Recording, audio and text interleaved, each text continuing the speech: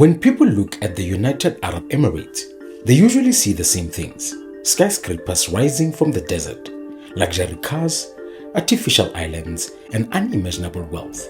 And the explanation always sounds simple. Oil did this. But here's the uncomfortable truth. The UAE does not have more oil than Nigeria, it doesn't have more land than South Africa, and it definitely doesn't have more people than Ethiopia.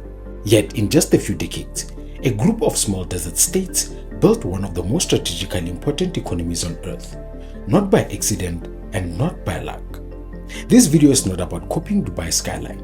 It's about understanding the decisions that turned finite resource wealth into permanent power.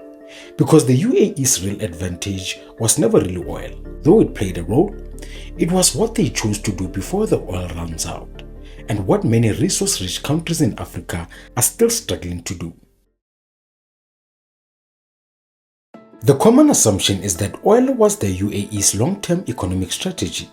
In reality, oil functioned as a transitional resource rather than an end goal.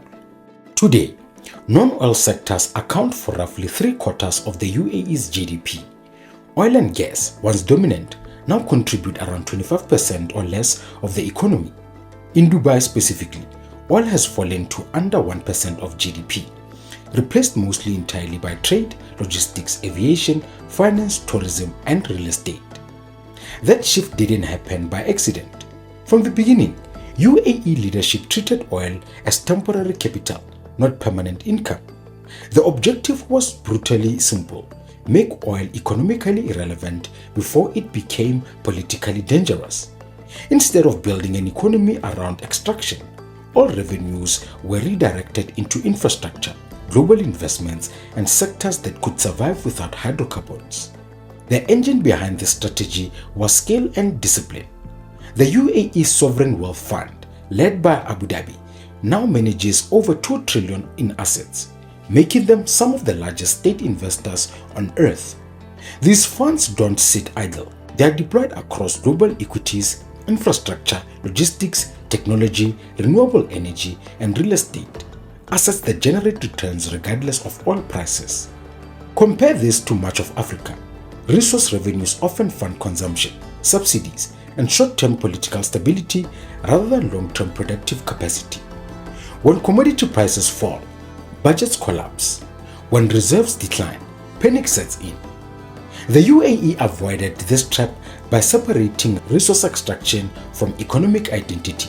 Oil paid for ports, airlines, free trade zones, and global financial exposure, not dependency. The lesson isn't that Africa needs fewer resources. It's that resources should be treated as seed capital, not the harvest. A defining feature of the UAE's development strategy was the prioritization of infrastructure as a precondition to economic and institutional stability. Large-scale investment in ports, airports, energy, and transport was undertaken early, often ahead of immediate demand. The scale of this commitment is measurable. The UAE consistently invests between 20% and 30% of its GDP in infrastructure and capital formation, far above the global average of emerging economies. As a result, logistics performance has remained globally competitive. The UAE ranks within the top of the World Bank's Logistic Performance Index, outperforming most middle-income and developing countries. Jebel Ali Port alone handles over 14 million containers annually, placing it among the busiest ports globally and making Dubai a central node in east-west trade. Similarly, Dubai International Airport has repeatedly ranked as the world's busiest airport for international passengers, a position it achieved through capacity expansion long before passenger volumes peaked. Reliable infrastructure also underpins macroeconomic stability. The UAE maintains near-universal access to electricity and water, minimal transmission losses, and some of the lowest logistics-related delays in the global south. These conditions reduce operating risk for firms and lower the cost of doing business across the economy. In contrast, many African economies invest below 5% of GDP in infrastructure, well under the estimated 7 to 10% required to support sustained growth. The consequences are visible: port congestion, unreliable power supply, high transport costs, and constrained industrial capacity. The UAE's experience highlights a clear sequencing lesson. Political reform and institutional development are important, but they are most effective when built on functioning physical systems. Rather than pursuing regional dominance through political or military leadership, the UAE focused on becoming structurally indisposable to global economic flows. Its strategy was not influenced through power, but influenced through connectivity. This choice is reflected in measuring outcomes. The UAE consistently ranks among the top 15 global merchandise exporters, despite its small population, largely due to re-exports rather than domestic production. Re-exports account for over 40% of total trade value, highlighting the country's role as a transit and redistribution hub rather than a final destination. Logistics and transport underpin this position. Emirates Airlines connects over 150 cities across 6 continents, many of which lack efficient direct connection through Europe or North America. Dubai International Airport has ranked as the world's busiest airport for international passengers multiple times over the past decade, handling tens of millions of transit passengers annually rather than relying on local demand. Free trade zones further reinforce this model. The UAE hosts more than 45 specialized free zones supporting over 300,000 companies, many of which use the country as a base of regional headquarters, logistics coordination, or financial structuring rather than domestic sales. These zones contribute a substantial share of non-oil GDP and foreign direct investment inflows. The result is economic resilience. When trade tensions, sanctions, or geopolitical disputes arise, the UAE remains operationally relevant to competing powers. Global actors may disagree politically, but they continue to rely on the same infrastructure, air routes, ports, and legal frameworks. In contrast, many African economies prioritize symbolic regional leadership over functional integration into global systems. This often yields diplomatic visibility but limited economic insulation. One of the UAE's most consistent advantages has been regulatory and policy stability rather than political sophistication. The stability is measurable through long-term investment behavior. Between 2015 and 2023, the UAE attracted between $20 billion to $30 billion in foreign direct investment annually, ranking it among the top foreign direct investment destinations in the Middle East and Africa, and frequently ahead of much larger economies.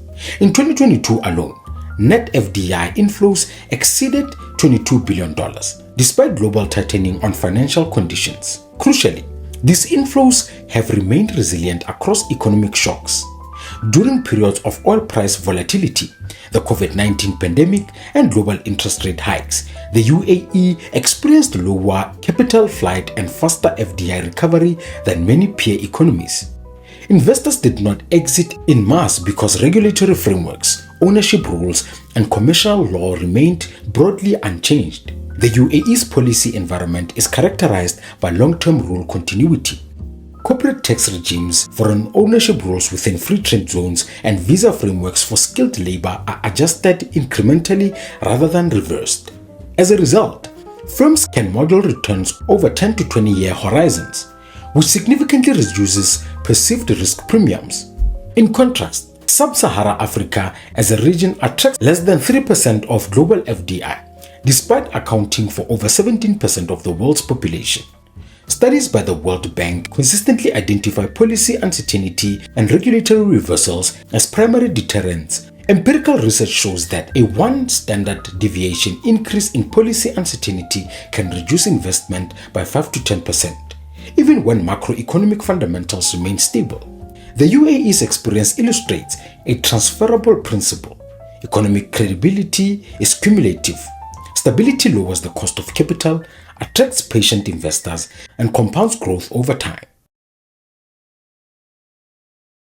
In conclusion, the UAE does not offer a blueprint that can be copied wholesale by African countries. Its political system, scale, and historical context are distinct.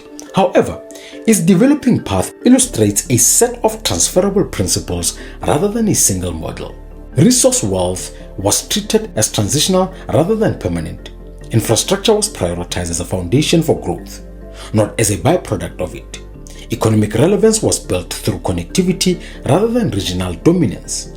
Policy credibility was maintained through stability rather than constant reinvention. And planning horizons extended beyond electoral cycles. None of these choices require exceptional geography or unique resources. They require discipline, sequencing, and long-term commitment. Africa's development challenges is not the absence of opportunity, capital, or demographic potential.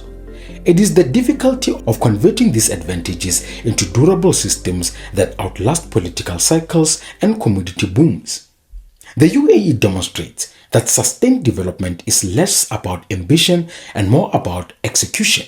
The question is not whether African economies can grow, it is whether they can commit to the structures that allow growth to endure.